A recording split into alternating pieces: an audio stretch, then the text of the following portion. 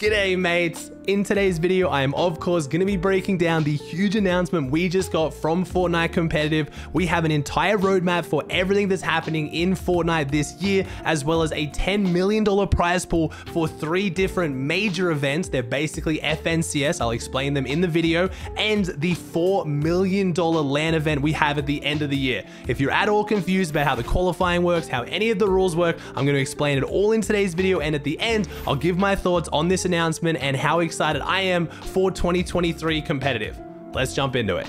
Let me just do a brief summary before I go into how each of the majors and the last chance major and all that craziness is going to work. But we basically have 3 majors now that are going to function like FNCSs. Just think of them as an FNCS. Each one is going to be 5 weeks long. Then we have a last chance major. This is kind of like the reboot round that is 3 days long. And then we have the global championship, which is basically like the LAN event finals, which is also 3 days long. And that's the $4 million prize pool. Each of these majors is going to have their own $2 million prize pool. So we have 2 million times 3 equaling 6 plus 4 for the LAN event. That is the $10 million prize pool. Now, a lot of people are asking, is that more or less than the old FNCS? It's actually the same. So the way we had last season was we had 3 FNCSs and then the invitational. Each FNCS was $3 million and then the LAN event was only $1 million, which equaled 10. This now has obviously each FNCS is 2 million and the LAN is 4. So it's putting more of that weight and emphasis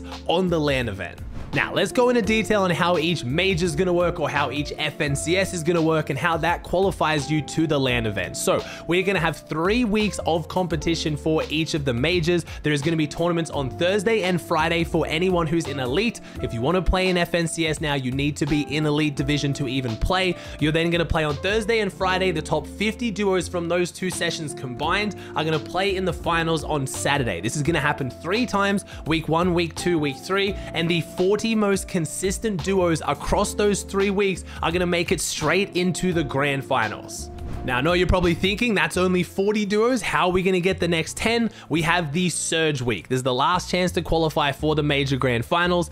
Duos that place 41st through 90th on the series leaderboard after the 3 weeks of the majors. So it's the next best 50 teams outside of the top 40 are going to be able to play in the Surge Week. These duos will compete in 5 FNCS Major 1 Surge Week matches for an extra opportunity to earn one of the last spots in the FNCS Major 1 grand finals. So the 5 duos who claim a victory royale, like the reboot round, are going to go straight through into the grand finals. And then the next 6th through 10th highest scoring duos who didn't get a win are also going to go through. So you're going to have 40 duos getting through in the first 3 weeks. Then you're going to have these 5 matches of Surge Week. You're going to have 5 teams who win, and then 5 consistency teams to make the overall 50 teams who are then going to play in the grand finals, which is going to be 2 days long, 6 matches on Saturday, 6 matches on Sunday, just like a normal grand final. Now, all 3 of these majors function exactly the same. That is going to be the format for all 3 of them. The only difference is how many duos make it out of each major into the LAN event. So as you can see here, most of the duos are actually going to qualify from major 2 and 3, and we only have a few making it out of major 1. I think this is because they want to get the most relevant teams closer to the LAN event. You want the teams who are performing the best the season before the LAN event, rather than the duos who are performing the best at the start of the year. Like a duo that might pop off this February FNCS might be, washed by the end of the year when the LAN event comes around. The LAN event itself is actually going to last 3 days, with 1 day for the grand finals and 2 days for qualifiers. So they're going to send 75 duos like I just explained, and there's going to be an upper bracket and a lower bracket. So 50 upper bracket duos will compete in 5 matches on day 1 of the FNCS Global Championship. The upper bracket is going to be decided by the teams who went from each major, not getting in from the last chance major, the tournament that I just explained. So obviously you want to reward those duos who qualified in their events respectively, rather than the teams who got through as a last chance.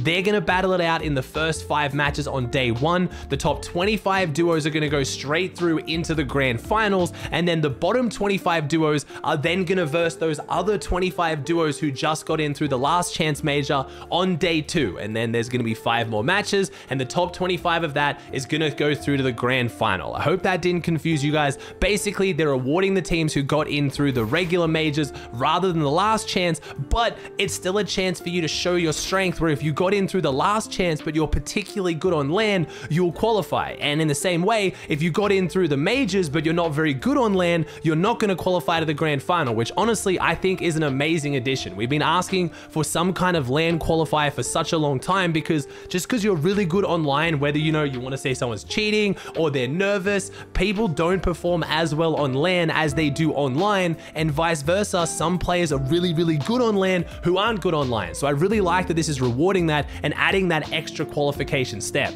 And then the finals is obviously going to be for the $4 million, and we're going to have 6-game finals. I kind of wish they made it 4 days long and the finals was 2 days long as well, because I think for a $4 million prize pool, I really would have loved to see 12 matches rather than 6. But I mean, World Cup was 6 matches and it was still super exciting. Some people might even potentially find it more exciting because it's only 1 day long. Boop actually made a fantastic tweet breaking down what the rough prize pool could be if they do a similar split as the Invitational. If they break it up the same way, obviously giving the same amount per position, with the $4 million, first place is going to get $800,000 and 10th place is going to get $80,000. So that could be a potential way we see this $4 million split up, and that's a very big chunk of cash that we haven't seen since the World Cup or the Saudi LAN. Not only that, we actually have a full breakdown of all the dates when this is happening. I'll link the blog post down below, obviously, but if you want to check it out for all the different dates and to check any of the information I've gone over, it is all there. The only date we don't have is the exact date for the Global Championship, the LAN event at the very end, but we have all 3 majors and the last chance qualifiers with the exact dates they're taking place. We have never had this much preparation in Fortnite before. Honestly, I feel spoiled. I've gone through my entire career now watching Fortnite, trying to last minute plan things, booking holidays. Even my wedding, I had to come back a day early because of tournaments. It's always been very crazy to try to organize things with Fortnite and still keep up to date and still stay in touch. So I really do appreciate Epic giving us an entire year's roadmap ahead in time.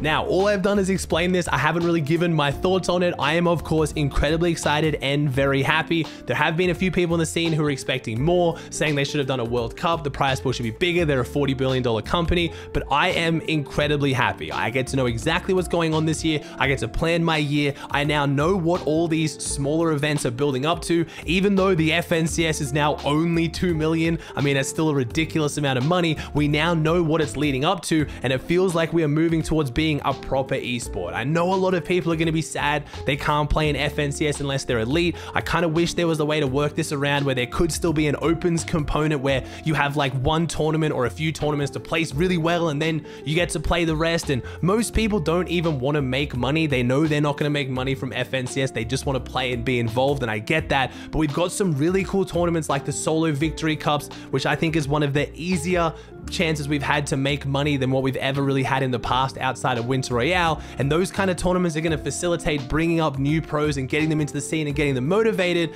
And then the FNCS is now going to be like the premiere of Fortnite that you're going to sit back and watch and be motivated and be excited and really want to follow the pros. And then maybe as you improve, you'll be able to compete in future, because it is technically open. This is like a World Cup in a sense that you can play the FNCS. You can play divisional cups. You can go from contender to challenger to elite. You play in FNCS and then you make the LAN event. Yeah, it's more steps than the World Cup, but it is still just as open as the World Cup. So I'm obviously incredibly excited for this. I'm going to be doing some massive streams as always and following all of this. I think it's been a massive announcement from Epic. I still don't know why NA only had 100 duos make it through for NA East and NA West from the Placement Cup. I have a feeling there had to have been some kind of New York major, or one of these majors was going to be an NA based LAN to be a qualifier. Like, there's just no way that they did 100 for NA East and NA West for no reason, and then now they've just decided before this announcement to change how many people get in through NA,